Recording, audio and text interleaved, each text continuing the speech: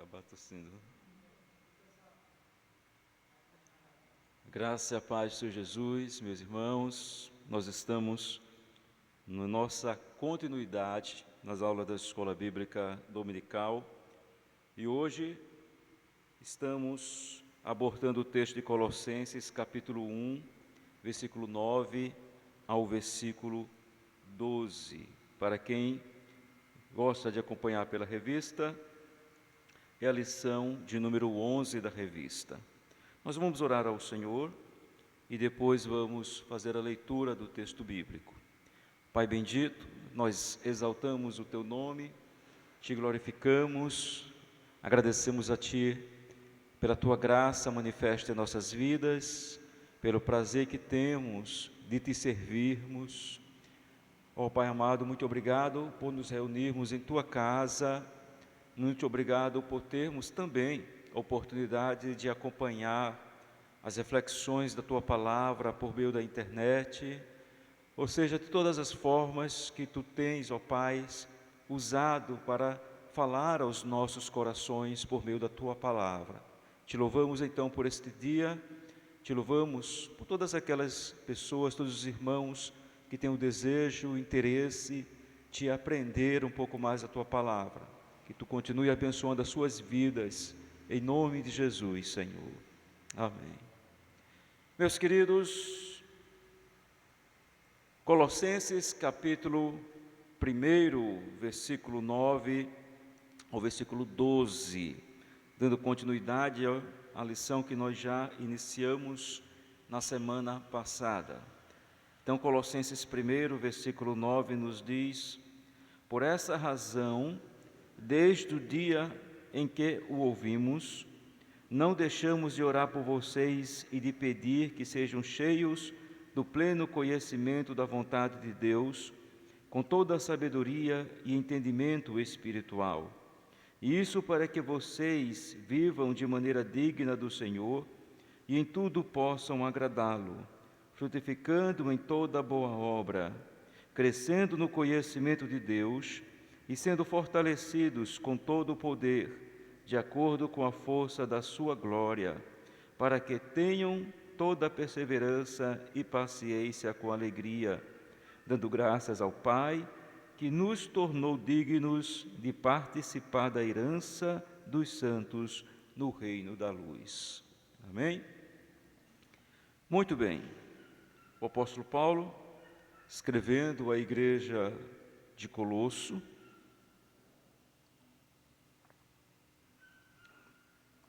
recebe por meio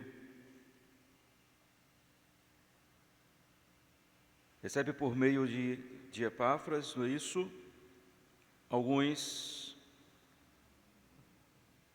Um retorno com relação à situação da igreja, daquilo que a igreja vivencia, aquilo que a igreja está vivenciando.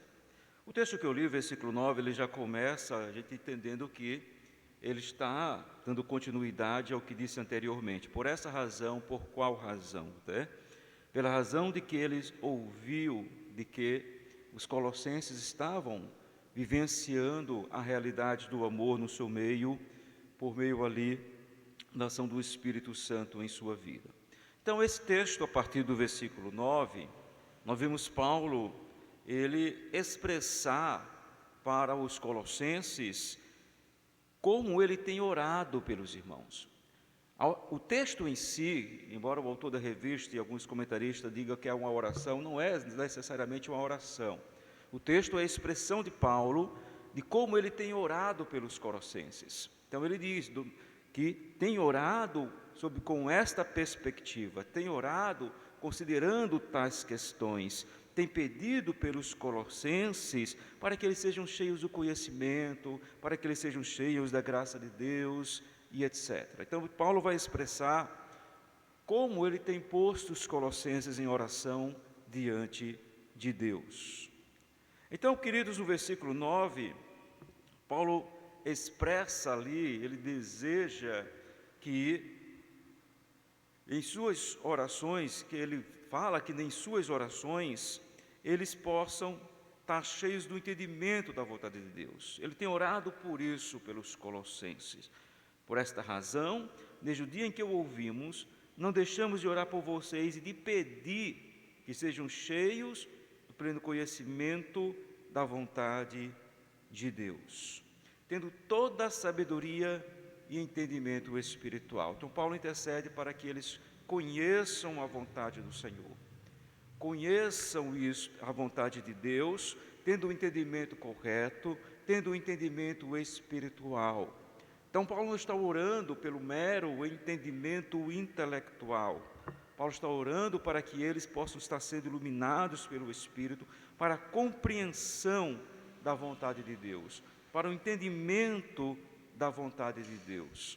Então, uma compreensão espiritual, que vai muito além do que a gente entender intelectualmente os dados bíblicos, o que o escritor no Antigo Testamento, por exemplo, disse e por que disse, mas um entendimento espiritual que nos é concedido pelo Espírito Santo. Então, muitas pessoas poderão entender as Escrituras até certo ponto, mas somente aqueles que são capacitados por Deus, que têm iluminação do Espírito, poderão compreendê-las espiritualmente. Como ele diz em outro momento, porque as coisas espirituais se discernem espiritualmente. E tal compreensão, tal entendimento, ele vai colocar no versículo 10, é para ser posto em prática. E isso para que vocês vivam de maneira digna do Senhor e em tudo possam agradá-lo, frutificando em toda boa obra, crescendo no conhecimento de Deus. Então, um conhecimento para a prática, um conhecimento para ser posto em ação, de modo que as suas vidas estivessem demonstrando uma dignidade. Em alguns textos diz para que eles sejam idôneos, mesmo sentido de dignos.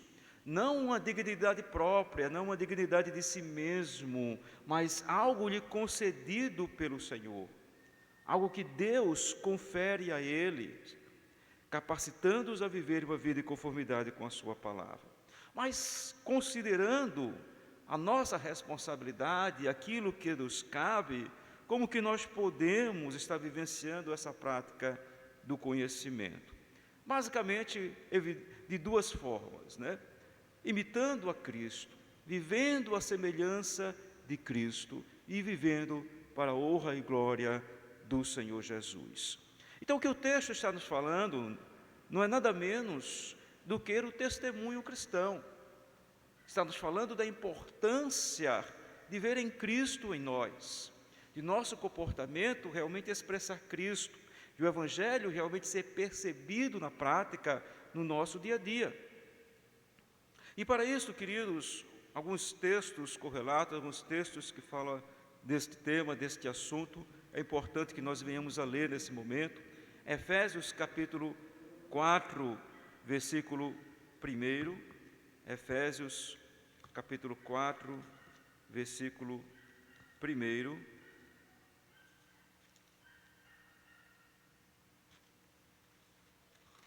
Nos diz: como prisioneiro do Senhor, rogo-lhes que vivam de maneira digna da vocação que receberam.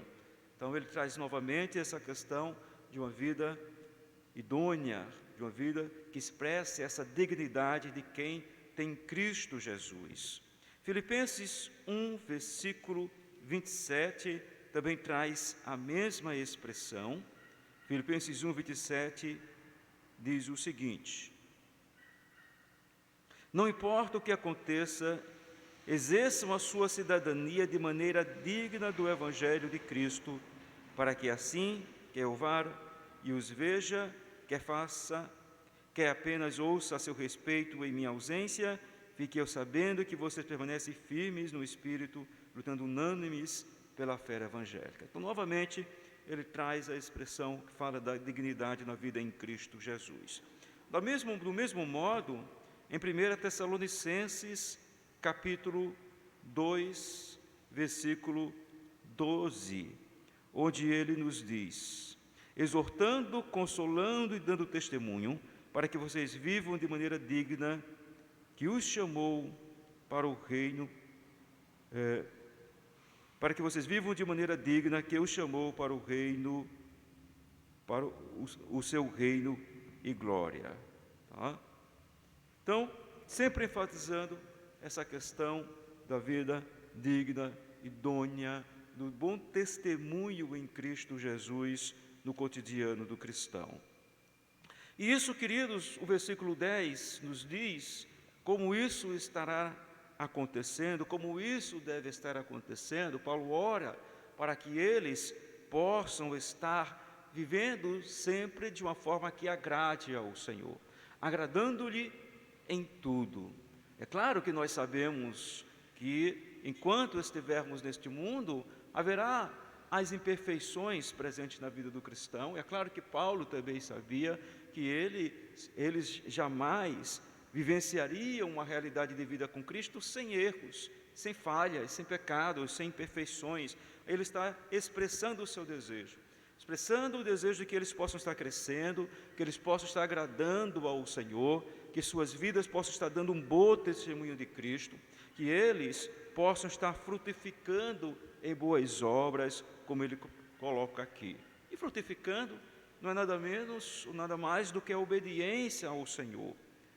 Todos os tipos de obras, boas obras, podem estar aqui lembradas. Todas as boas ações, todas as atitudes que glorificam ao Senhor, que exaltam o nome de Cristo, que faz com que as pessoas vejam Cristo em nossas vidas.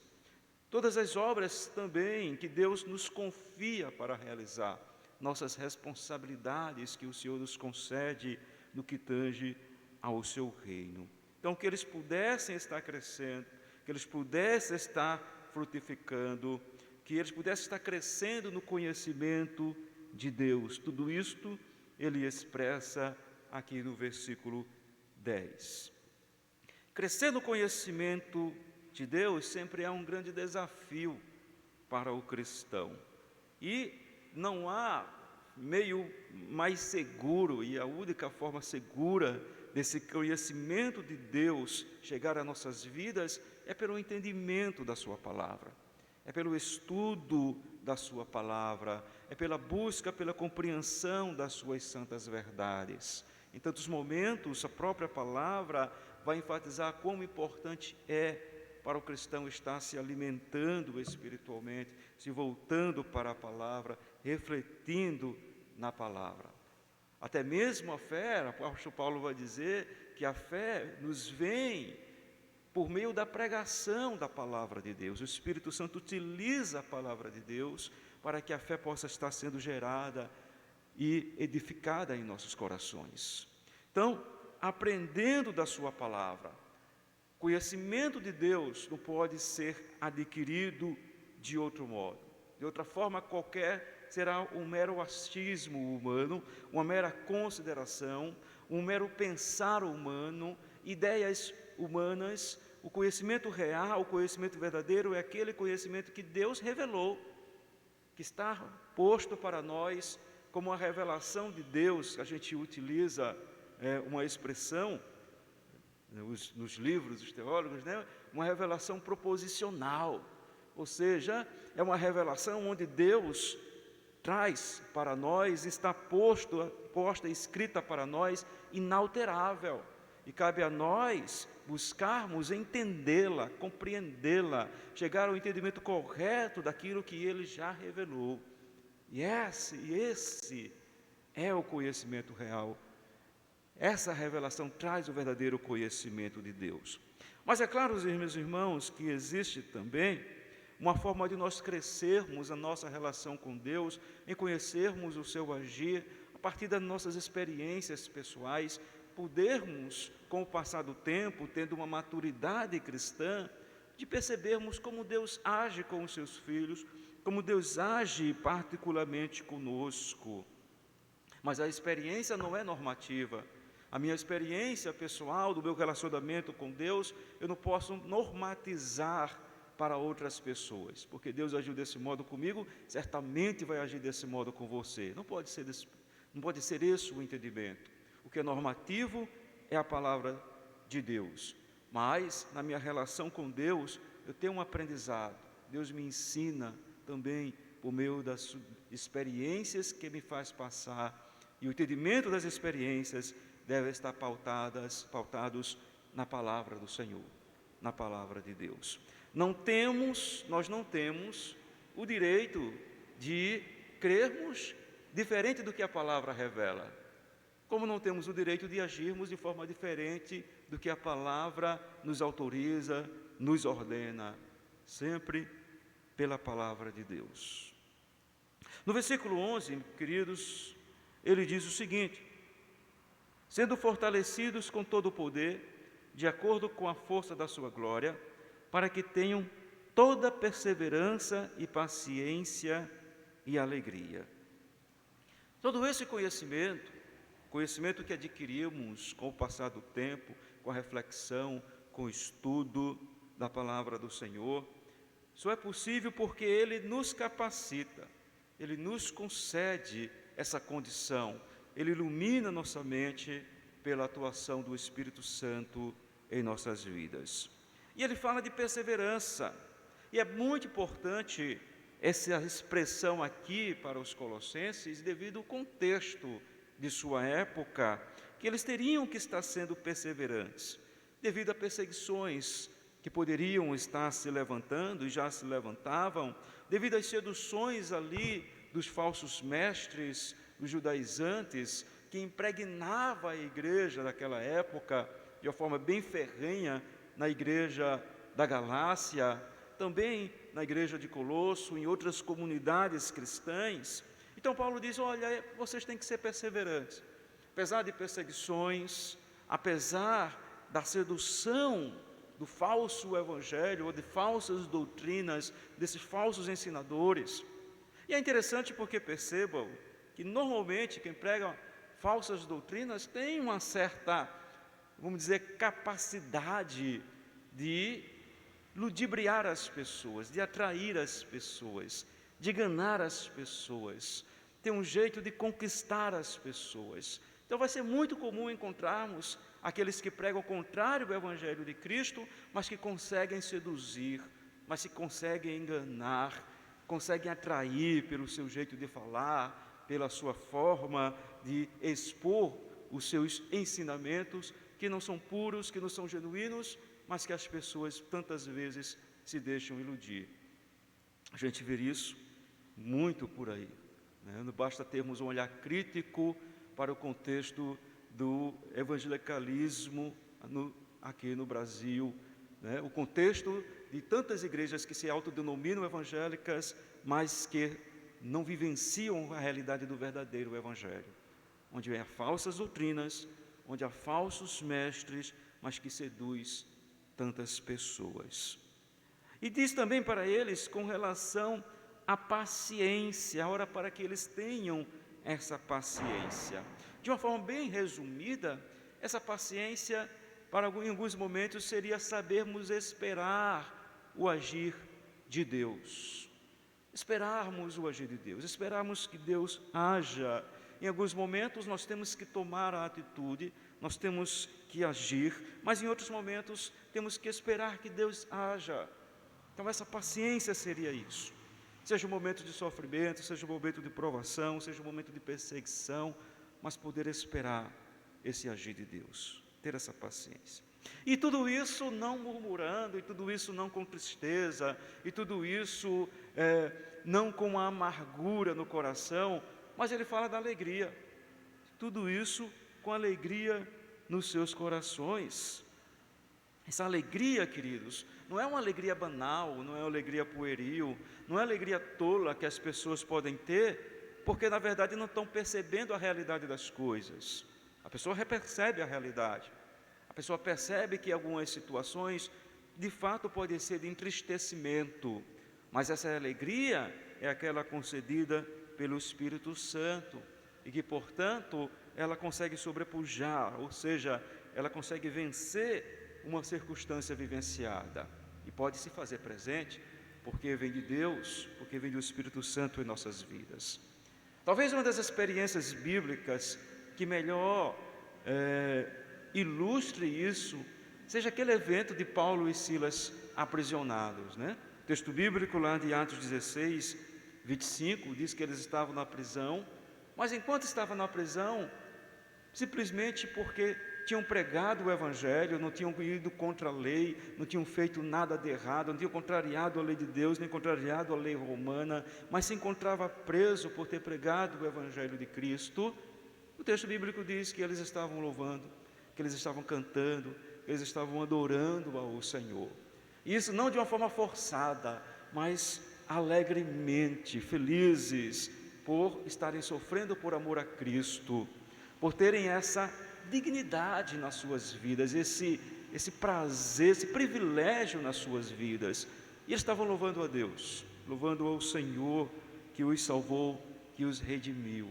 Circunstância, numa interpretação normal dos fatos, era para entristecimento, mas eles louvavam ao Senhor, mesmo encarcerados.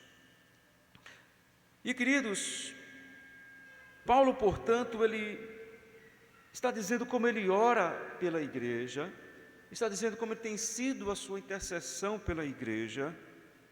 É interessante como ele tinha sempre essa preocupação de estar orando, não apenas pelos colossenses, mas claro, orava por toda a igreja que Deus usou o seu ministério para estar estabelecendo, as igrejas que também não foram estabelecidas por meio propriamente, diretamente do seu ministério, mas que ele tinha conhecimento da sua realidade, e ele estava sempre orando pela igreja, porque ele tinha esse entendimento de que fazia parte da sua responsabilidade apostólica.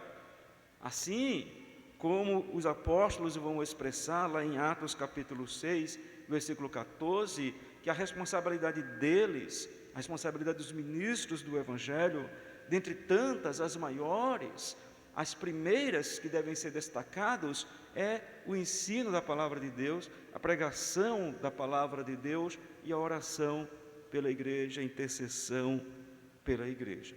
Então Paulo, ele fala a respeito desse fato que ora pela igreja e nos faz lembrar esse dever da liderança da igreja, essa responsabilidade dos líderes para com a igreja, mas enquanto por um lado ele sempre vem enfatizando esse dever dos líderes, e a palavra de Deus enfatiza esse dever dos líderes de orar, no exercício do seu ofício de liderança, mas enfatiza também o dever da igreja. O dever da igreja de também estar orando pela liderança. E Paulo, muitas vezes, vai expressar como isso é bom, como isso é belo, como isso é maravilhoso e como é necessário.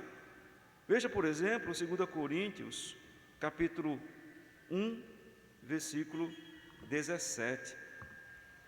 2 Coríntios, capítulo 1, o verso 17, nos diz o seguinte: ao contrário de muitos, não negociamos a palavra de Deus visando lucro. Antes em Cristo, desculpem, é 2 Coríntios 1, versículo 11, eu estava lendo o 2,17, não sei porque vim parar aqui. 2 Coríntios 1, versículo 11, nos diz: enquanto vocês nos ajudam com as suas orações, assim muitos darão graças por nossa causa, pelo favor a nós concedido em resposta a orações de muitos. Então, ele expondo como é importante para o seu ministério que a igreja possa estar orando, possa estar intercedendo por ele e pelos demais apóstolos. Também Filipenses, capítulo 1, versículo 19. Filipenses 1, versículo 19, diz o seguinte: pois sei que o que me aconteceu resultará na minha libertação, graças às orações de vocês e ao auxílio do Espírito de Jesus Cristo. Então ele relembra, que aquela igreja orava por ele, a igreja de Filipos intercedia por ele, que viesse a acontecer na sua vida, que viesse a acontecer no seu ministério, os sofrimentos que viesse a vivenciar, ele expõe que, de certa forma, redundará em bem espiritual para a igreja. Filemão, capítulo 22 também, ele volta a falar sobre isto na pequena epístola que ele escreve a Filemon. Logo depois de Tito, temos Filemon, no versículo 22, ele diz: além disso, prepare-me um aposento, porque graças às suas orações espero poder ser restituído a vocês. Tá? Então, ele tem essa esperança de rever Filemon e relembra das orações de Filemon em seu favor, de que poderá vê-lo, poderá revê-lo, poderá se alegrar com a sua presença. Então fica essa questão, a igreja também tem sua responsabilidade, não apenas os obreiros, mas a igreja também tem responsabilidade de interceder por aqueles que lhes transmite a palavra, por aqueles que lhes ensina a palavra. E como é bom isso, como é glorioso, como é maravilhoso saber que tem pessoas que oram por nós, que tem pessoas que intercedem em nosso favor.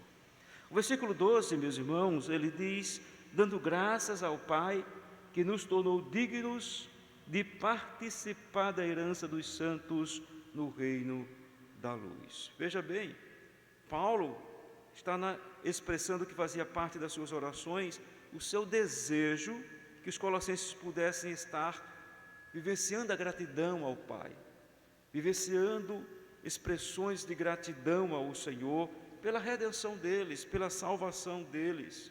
Então aqui há uma ênfase no texto na obra do Pai. Essa ênfase, queridos, para que eles pudessem estar tendo essa percepção de que são filhos de Deus por adoção, e que esse ato de Deus lhes concedeu essa condição de uma vez por todas. Isso não poderia ser anulado. Eles agora estavam diante do Senhor em uma nova posição, na posição de filhos de Deus, foram adotados pelo Senhor.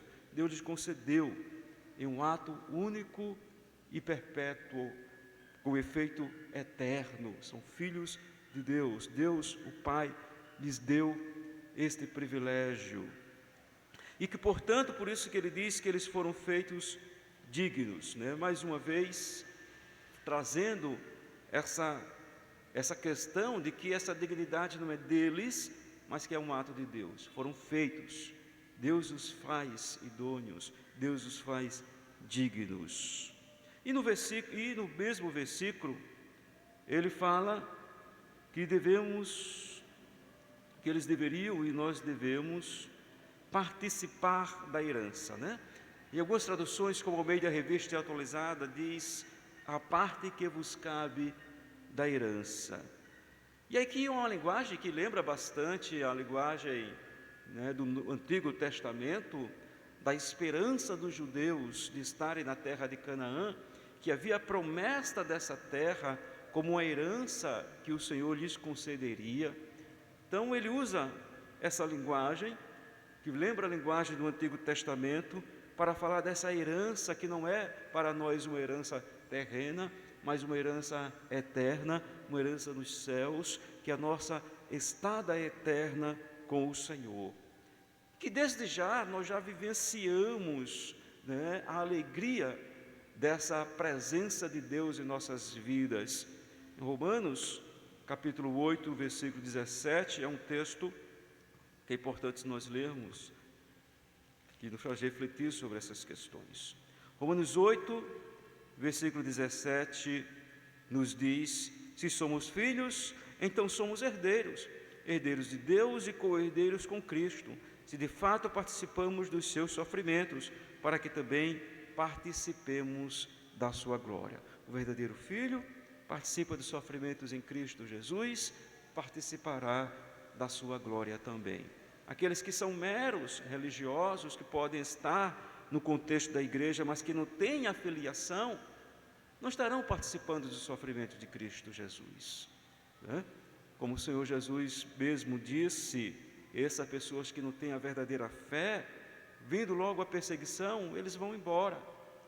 Vindo logo uma tristeza, eles expressam uma decepção, pois tiveram um entendimento errado do que é viver em Cristo Jesus, e às vezes conceberam a ideia que Deus teria sempre que abençoá-los nesta vida, então se escandalizam com alguma coisa e simplesmente abandonam o contexto né, da igreja, porque não fazem parte do corpo de Cristo realmente. Mas, queridos, aqueles que fazem parte do corpo de Cristo verdadeiramente, é dito que vivenciamos a herança dos santos na luz. É interessante que ele usa essa expressão, e que é luz, né? Uma expressão usada na Bíblia tantas vezes para ilustrar algumas verdades. Por exemplo, pode ilustrar a verdade de Deus propriamente, a revelação de Deus, a palavra de Deus, né? A verdade de Deus. E o texto de Salmo 105, por exemplo, versículo 119, versículo 105, diz: lâmpada para os meus pés é a tua palavra e luz para o meu caminho. Ou seja, a tua palavra me mostra a tua vontade, me mostra a tua verdade para a minha vida, como eu devo vivenciá-la, como eu devo prosseguir os meus dias. E também, queridos, essa expressão é usada em outros momentos como um símbolo para a pureza, um símbolo para a questão da moralidade, da pureza da vida propriamente. Em Efésios 5, versículo 8 ao 4, há um contraste entre os filhos da luz e os filhos das trevas, entre aqueles que vivem para Cristo e aqueles que não têm Cristo em suas vidas. E que a palavra de Deus não ameniza, não vai tentar usar, como algumas pessoas podem querer hoje, uma linguagenzinha politicamente correta, para não ser impactante demais. A palavra é impactante. Ela diz que quem não está em Cristo está em trevas. Quem não faz parte desse grupo dos filhos da luz, está fazendo parte do grupo dos filhos das trevas.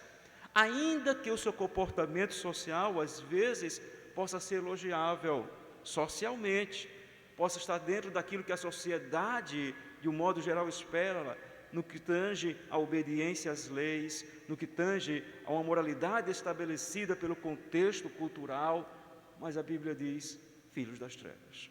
Efésios 5, versículo 8 ao versículo 14, diz: porque outrora vocês eram trevas, mas agora são luz do Senhor. Vivam como filhos da luz, pois o fruto da luz consiste em toda bondade, justiça e verdade. E aprendam a discernir o que é agradável ao Senhor.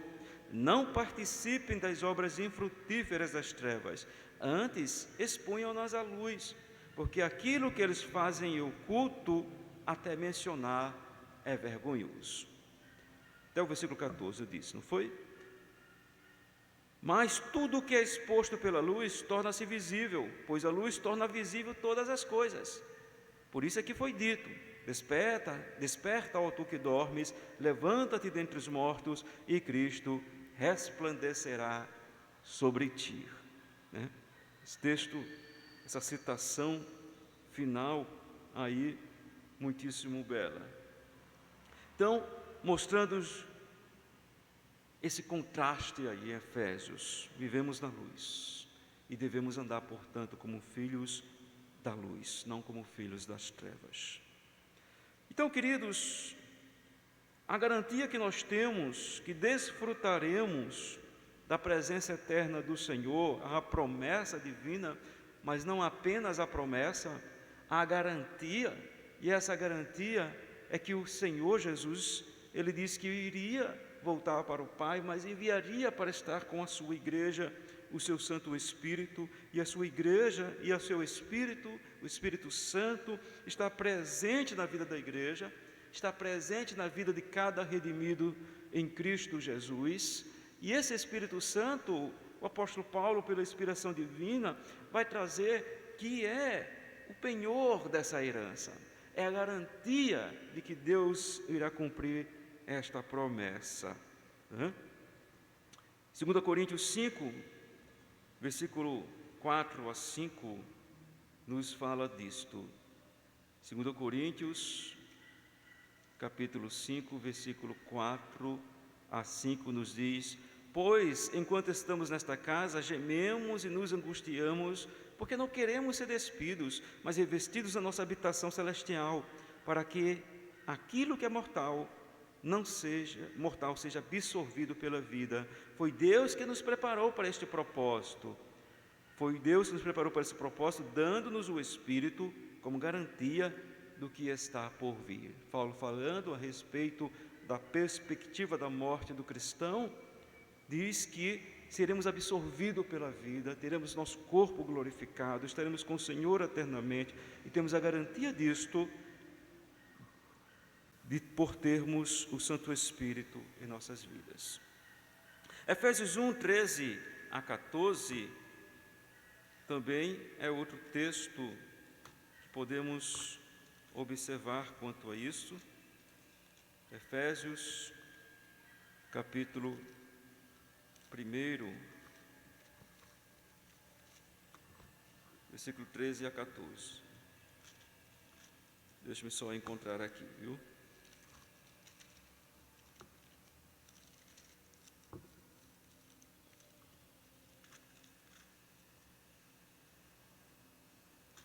Efésios 1, 13 a 14 nos diz o seguinte: quando vocês ouviram e creram na palavra da verdade, o evangelho que os salvou, vocês foram selados em Cristo com o Espírito Santo da promessa, que é a garantia da nossa herança até a redenção daqueles que pertencem a Deus para o louvor da sua glória. Então, o Espírito Santo sela esta promessa, é a garantia.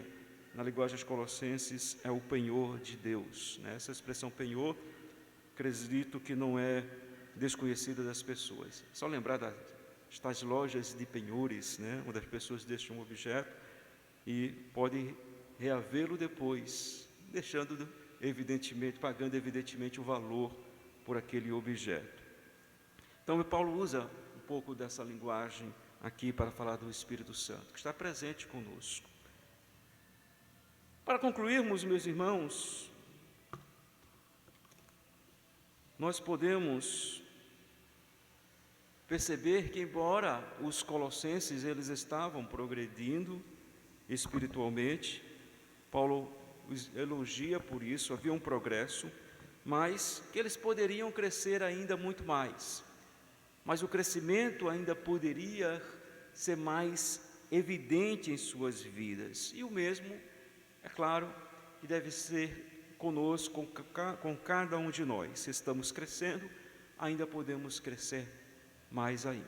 Então, que esse texto nos faça pensar sobre isso, que em graça o Senhor Jesus nos capacite para isso. Amém? Mas vamos, os irmãos que estão presentes, tem alguma pergunta que queiram colocar, alguma consideração, pode ficar à vontade. Versículo 22, Filemão, foi o texto que eu citei. Filemão é um livro, uma epístola bem pequenininha, não se divide em capítulos, então a gente só cita o versículo 22. Amém, vamos orar então, agradecendo ao nosso Deus por essa manhã maravilhosa e a oportunidade que Ele nos concede, em nome de Jesus. Pai bendito, nós expressamos a nossa gratidão a Ti, que possamos estar em conformidade com a Tua Palavra, crescendo espiritualmente, Senhor Deus, tendo o entendimento verdadeiro das Tuas santas verdades, Pai, não nos deixando seduzir por uma doutrina falsa, por um entendimento incorreto da Tua Palavra, mas nos apegando à pureza do Teu Santo Evangelho, Pai. Nos ajude também a termos sempre um coração gratos a Ti, pela obra que em Cristo realizaste em nossas vidas, Senhor. Te louvamos por isso, pela nossa salvação, pela certeza que há em nossos corações, que um dia, Pai, estaremos na Tua santa presença eternamente, Senhor. Te louvamos, te agradecemos, Pai, em nome de Jesus, Senhor. Amém. Deus os abençoe, meus irmãos. Deus abençoe a você, meu querido, minha querida, que está em seu lar e que acompanhou essa reflexão. Que Deus abençoe sua família também, em nome de Jesus.